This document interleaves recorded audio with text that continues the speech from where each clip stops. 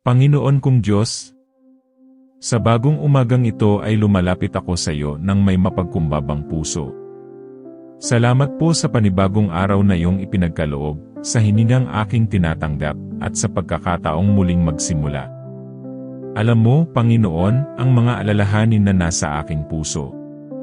May mga bagay na hindi ko kontrolado, may mga problema na tila mabigat dalhin, at may mga tanong na hanggang ngayon ay wala pang kasagutan. Ngunit sa umagang ito, pinipili kong ilapit ang lahat sa iyo. Panginoon, alisin mo po ang aking mga pag-aalala. Palitan mo ang aking takot ng iyong kapayapaan. Kapag ako'y nanghihina, paalalahanan mo ako na hindi ako nag-isa. Nariyan ka palagi upang gumabay, magpalakas, at magbigay ng pag-asa. Tulungan mo akong magtiwala sa iyong plano.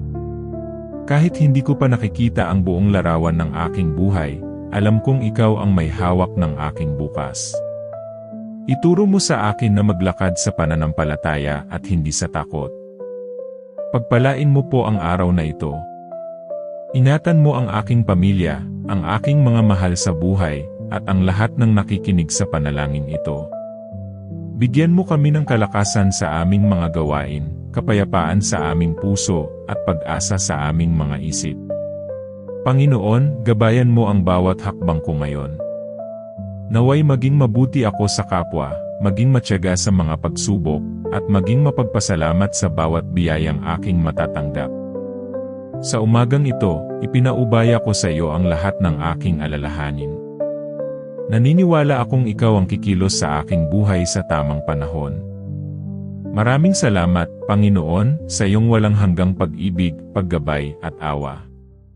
Ito ang aking dalangin. Sa ngalan ni Jesus. Amen.